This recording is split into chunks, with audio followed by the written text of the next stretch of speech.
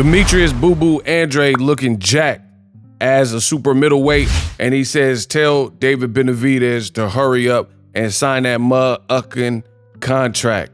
You dig? What up, Fight World? It's your boy Ego, and I'm back with some more boxing. Best in the business, and I'm back with some more of that good stuff, the latest and greatest. Now, Fight Hype has an interview and kind of BTS of Demetrius Boo Boo Andrade. So this is part Ego Weight Watchers, aka Ew, where I give you a look into the fighter lifestyle before, after, progress picks, especially when they have an upcoming fight.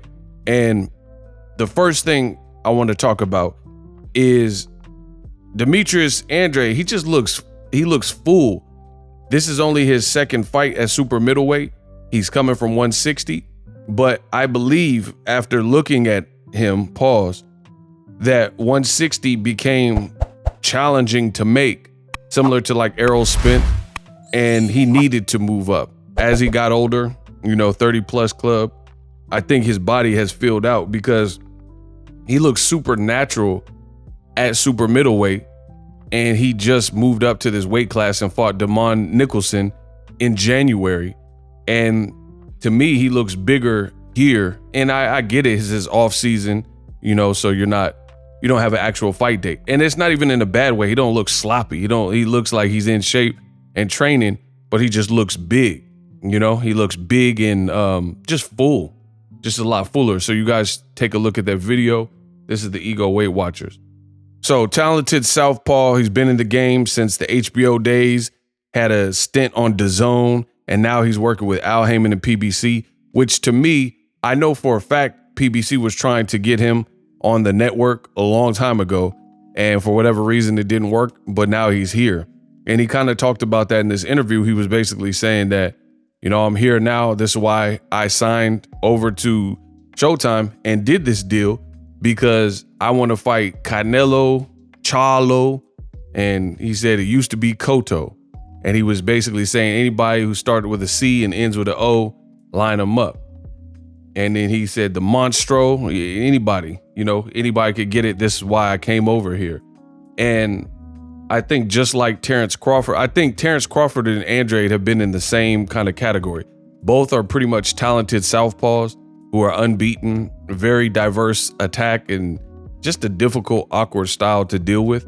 But they both made choices in their career that kind of kept them from some of the big fights. Some of it is not their problem, maybe, but then some of it is like the business choice. Like to sign to Eddie Hearn, I mean, he didn't really have the biggest names that are in the States. Like he had like a lot of British, oh mate, bang mate. You got a lot of UK talent and stuff like that. That's not gonna make Andrade a star over here. And it was easy for me to see this, and I called this out for years. DAZN, they did all this ish talking about Showtime and PBC and pay-per-view's dead and we're gonna put PBC out of business and all that type of stuff, and they didn't do any of it. So Andrade, he was getting like fights that just really wouldn't build him, like Jason Quigley. He fought the day of, I remember because I was actually at Manny Pacquiao. I want to up to my promoter versus Adrian Broner. I covered that fight week.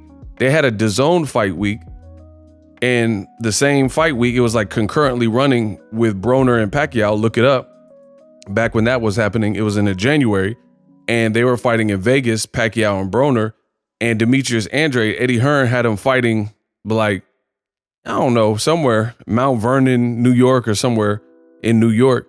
And it was against Artur Akov. Like, this is just a guy Billy Joe Saunders had already beat. These fights, they don't really do nothing. We already know Andrade's better than that.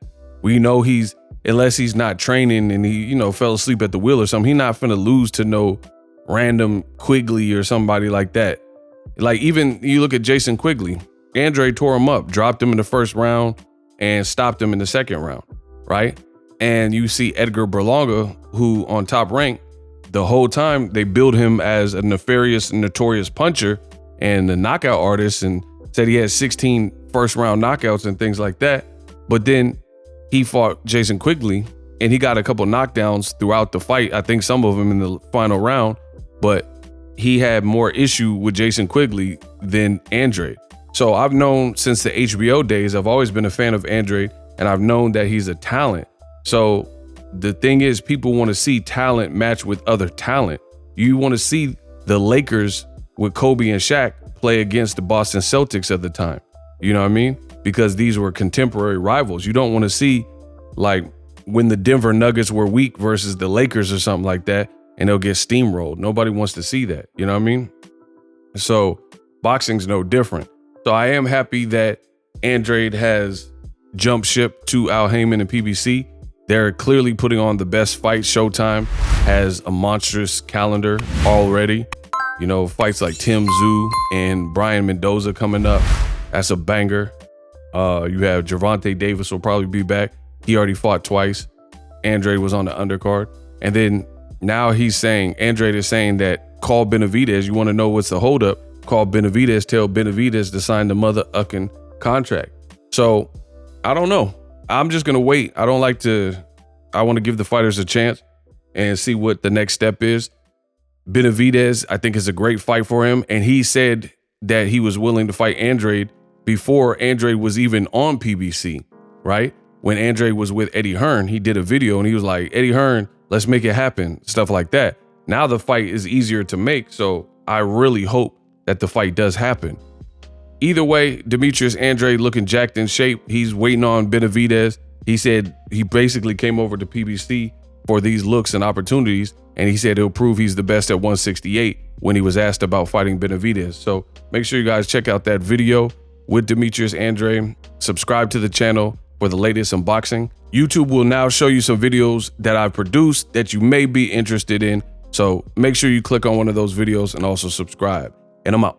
Introducing Super Thanks right here on the official Boxingego YouTube. Super Thanks allows you, the viewers, to show a little bit of extra gratitude, which enables me as a full-time content creator to push out the content you need in the world of boxing. Underneath all the videos, you will see a heart with the $sign in it. You can enter any amount that you find suitable as a super thanks. A brand new interactive and colorful way to get your comments highlighted and noticed by not only myself, but other people on the YouTube platform. Super thanks, a unique and cool way to show and applaud us full-time content creators. Hopefully you guys enjoy the content. Super thanks.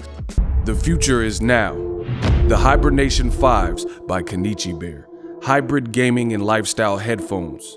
Out of the box, you can connect to any console or PC. Bluetooth ready with a low latency USB adapter, color RGB, and extreme bass mode.